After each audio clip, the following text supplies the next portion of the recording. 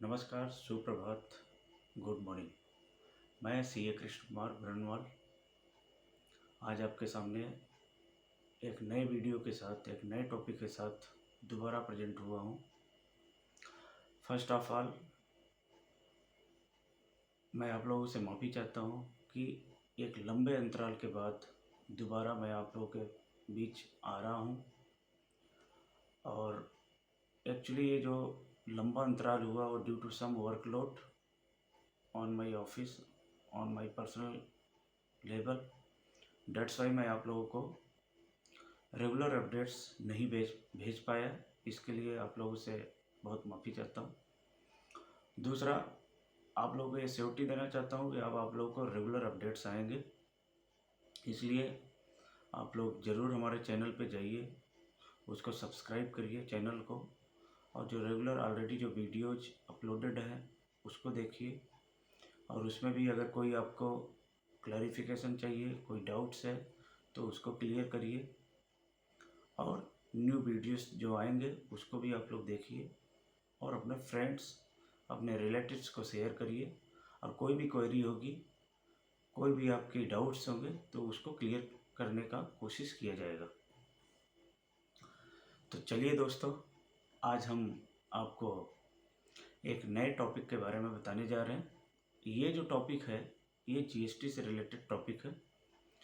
जैसा कि हमें पता है कि अभी 45th जीएसटी काउंसिल की मीटिंग हुई थी इन लखनऊ। तो वहाँ पे जीएसटी काउंसिल के पास कुछ क्वेश्चंस रेज किए गए थे जो कि रेट ऑफ ड्यूटी से को लेके था। उसमें आम पब्लिक को कुछ डाउट्स थे कि भाई इस एक्टिविटी पे रेट ऑफ ड्यूटी क्या लगेगा। तो इसी चीज़ को लेकर जीएसटी काउंसिल से क्वेश्चन पूछा गया था, क्लैरिफिकेशन पूछा गया था कि भाई आप इसमें अपने क्लैरिफिकेशन को दीजिए। तो इसी को कंपाइल करके एक जो सर्कुलर इशू किया गया जीएसटी काउंसिल के द्वारा, जीएसटी डिपार्टमेंट के द्वारा, सर्कुलर नंबर 164/20/2021, जो कि 6 अक्टूबर 2021 को आया है।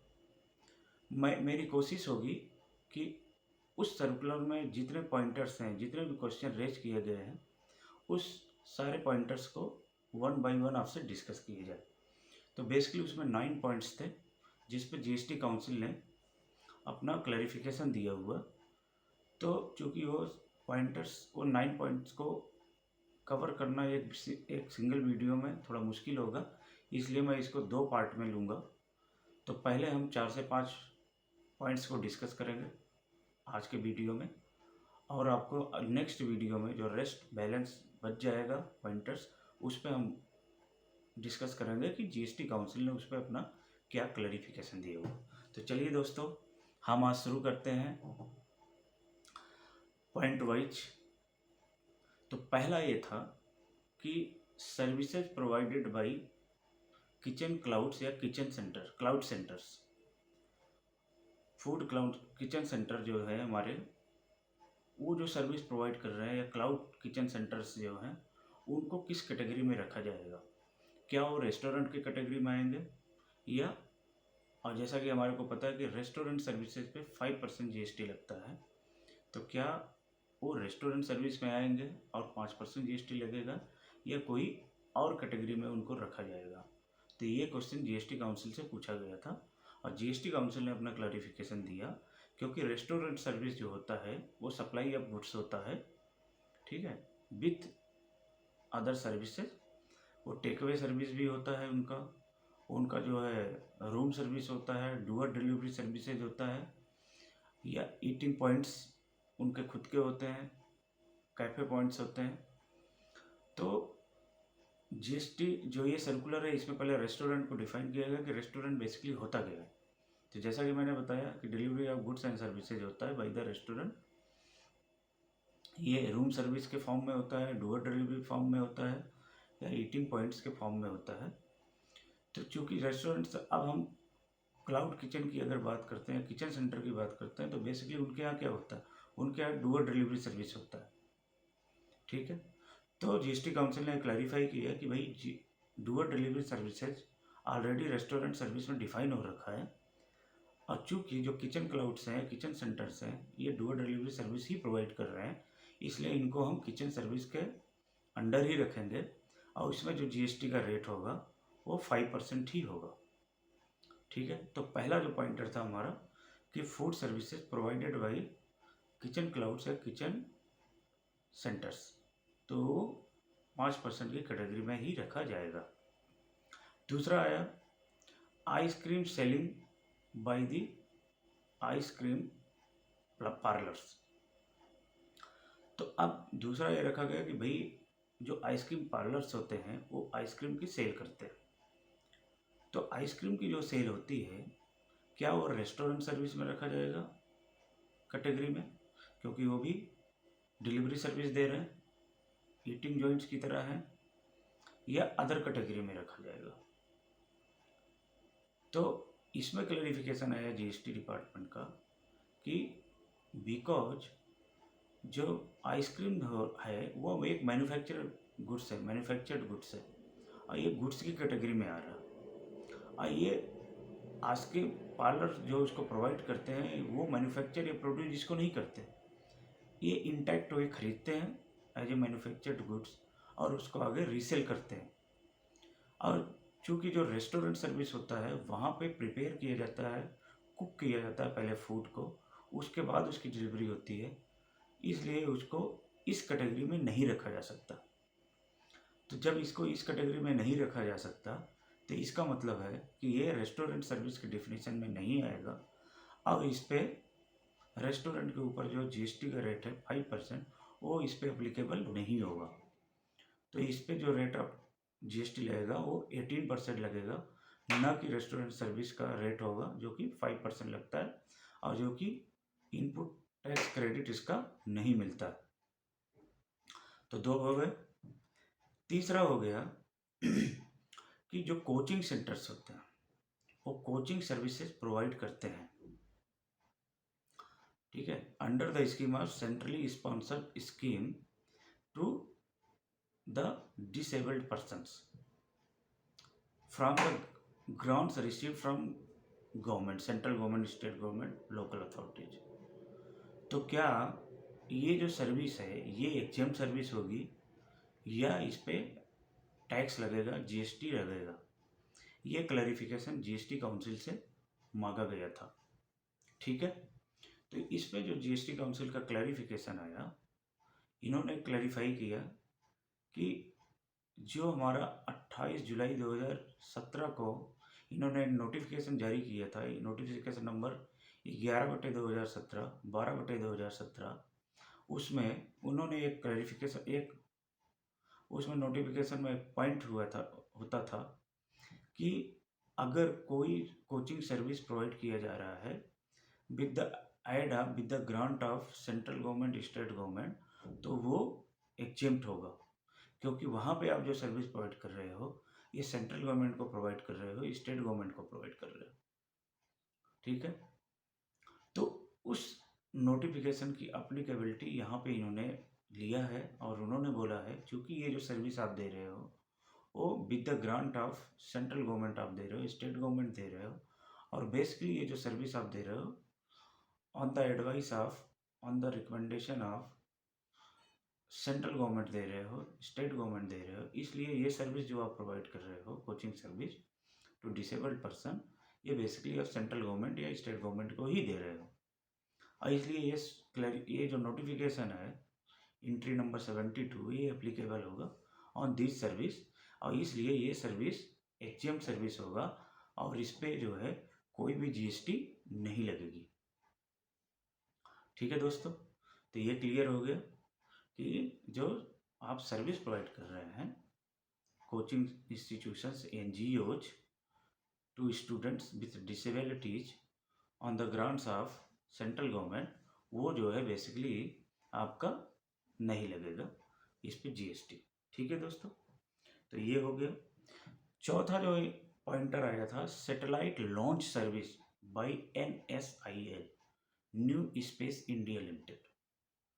तो बेसिकली क्या है कि अभी जैसे आपको पता है कि जो इंडिया है वो हब बन गई है, टू पावर बन गई है it becomes a power to launch the satellites outside India also. बहुत सारी countries they want to launch their satellite from the India side. ठीक है, इंडिया का जो लॉन्चर स्पेस लॉन्चर सर्विसेज है वो बहुत ही पावरफुल हो गई है आज के दिनों में, और बहुत सारी कंट्रीज अपने जो सैटेलाइट लॉन्च करती है वो इंडिया की इस सैटेलाइट लॉन्च को मशीनरी को यूज करती है। तो जैसा कि हमारे को पता है, बजट जो आया था 2019 में, वहाँ पे एक गवर्नमेंट ने, फाइनेंस मिनिस्टर ने प्रपोज किया था एक नई कंपनी बनाने का, न्यू स्पेस इंडिया लिमिटेड। ठीक है, जो सैटेलाइट लॉन्च करने के लिए यूज की जाएगी, उसका काम होगा सैटेलाइट लॉन्च करना। तो जो ये सैटेलाइट लॉन्च करती है new Space India limited outside India, तो इसका क्या है, क्या ये जो सर्विस है वो जीएसटी में टैक्सेबल होगा, और जीएसटी में अगर टैक्सेबल होगा तो क्या रेट लगेगा, इस पे जो है जीएसटी काउंसिल से क्लैरिफिकेशन मांगा गया था। ठीक है दोस्तों, तो जीएसटी काउंसिल ने इसमें अपना क्लैरिफिकेशन दिया कि भाई ये जो सर्विस है, बेसिकली ये जो सर्विस है, ये प्लेस ऑफ सप्लाई है जो है वो आउटसाइड इंडिया है, और आउटसाइड इंडिया होने के कारण ये एक्सपोर्ट ऑफ सर्विस हो गई। ठीक है, और इसी से मिलता जुलता जो है इनका एक नोटिफिकेशन ऑलरेडी आ रखा है। तो अंतरिक्ष सैटेलाइट इंडिया लिमिटेड को इन्होंने एग्जिम्ट किया था, बिकॉज जो अंतरिक्ष सैटेलाइट इंडिया लिमिटेड है वो सेम सर्विस प्रोवाइड करती है जो ऑलरेडी गवर्नमेंट की कंपनी है, और उसकी सर्विसेज को जीएसटी ने एग्जिम्ट कर रखा है, और same services is provided by also New Space India Limited. तो क्योंकि ये सेम सर्विस प्रोवाइड कर रही है, place of supply outside India है, और due to that it become the export of services, और इस कारण से चूंकि export of services exempted service है, एग्जम्प्टेड नहीं, जीरो रेटेड सर्विसेज है, उस पर कोई टैक्स नहीं लगता, तो इसलिए न्यू स्पेस इंडिया लिमिटेड द्वारा जो सर्विस प्रोवाइड की जा रही है satellite launch service outside India, वो जीरो रेटेड टैक्सेबल होगा, and it will be treated at par the export of service, और इस पर कोई जीएसटी का टैक्स नहीं लगेगा। तो ठीक है दोस्तों, तो ये हमारे 4 पॉइंटर्स हो गए। अब 5वां जो पॉइंटर है वो है overloading charges at toll plaza. अब ये ओवरलोडिंग चार्जेज क्या होता है, जैसा कि हमारे को पता है कि जो व्हीकल्स होते हैं समटाइम्स वो ओवरलोडेड होते हैं, और जब वो टोल को क्रॉस करते हैं, टोल प्लाजा को क्रॉस करते हैं, तो उनसे ओवरलोडेड चार्जेज लिया जाता है। पीछे जो है मिनिस्ट्री ऑफ ट्रांसपोर्ट का एक नोटिफिकेशन आया था जिसमें उन्होंने बताया था कि जब भी ओवरलोडेड व्हीकल्स नेशनल हाईवे को क्रॉस करेंगे, ब्रिजेज को क्रॉस करेंगे, तो उनको ओवरलोड होने का एक एडिशनल टोल फी देना पड़ेगा, टोल देना पड़ेगा, जो कि जो मल्टीपल होगा 2, 4, 6, 8, 10, इस मल्टीपल में उनको देना पड़ेगा एडिशनल टोल। ठीक है, तो इस सर्कुलर में जो हमारा सर्कुलर है जिसका हम लोग डिस्कशन कर रहे हैं, सर्कुलर नंबर 164/20/2021, इसमें जो जीएसटी काउंसिल ने अपना क्लैरिफिकेशन दिया, उसमें इन्होंने बोला क्योंकि इस नोटिफिकेशन में ये जो एडिशनल टोल फीस लगता है ड्यू टू ओवरलोडिंग, वो भी टोल का ही पार्ट होता है, और टोल ऑलरेडी जो है एग्जेम्प्टेड कैटेगरी में है जिस पे कि कोई जीएसटी नहीं लगता है। तो इसलिए जो ओवरलोडिंग चार्जेस दिया जाएगा by the overloaded vehicles on tolls, ये कवर होगा टोल फीस में ही, और चूंकि टोल ऑलरेडी एग्जेम्प्टेड है इसलिए ये इस पर भी जो एडिशनल चार्जेज है, ओवरलोडेड फीस है, ओवरलोडेड चार्जेज है, इस पे भी जीएसटी नहीं लगेगा। तो इस तरह overloaded charges paid by overloaded vehicle in the form of toll will not attract GST and it will remain exempted। तो दोस्तों, हमने आज 5 पॉइंटर कवर किया है हमें circular number 164/20/2021 dated 6 October 2021, clarification sought in the 45th GST Council meeting in Lucknow. अब इसमें 4 pointers और हैं जो कि हम नेक्स्ट वीडियो में डिस्कस करेंगे। तो दोस्तों, आज के लिए मेरा इतना ही डिलीवरेशन था। अगेन आप लोगों से रिक्वेस्ट रहेगा कि हमारे चैनल को देखते रहिए, उसको सब्सक्राइब करते रहिए, वीडियो को लाइक करिए अगर आपको पसंद आता है, और अपने दोस्तों, अपने रिलेटिव्स को भी आप इसको शेयर करिए। अब कोई भी आपकी डाउट्स हो, कोई भी आपके क्लैरिफिकेशन है, तो आप हमारे कमेंट बॉक्स में जाके कमेंट रेज करिए, और मेरी पूरी कोशिश रहेगी कि आपके डाउट्स को, आपके क्लैरिफिकेशन को सॉर्ट किया जाए, रिप्लाई किया जाए। और 2-4 दिन में दिवाली आने वाली है, तो दिवाली की भी मेरे तरफ से शुभकामनाएं आप लोगों को। आप लोग हेल्दी रहिए, वेल्दी रहिए, एंजॉय करिए, और इसी शुभकामना के साथ मैं सीए कृष्ण कुमार आज आपसे इस वीडियो के माध्यम से विदाई लेता हूँ। नमस्कार। आ जाओ। हाय। अमेज़न से पैकेज डिलीवर हुआ है।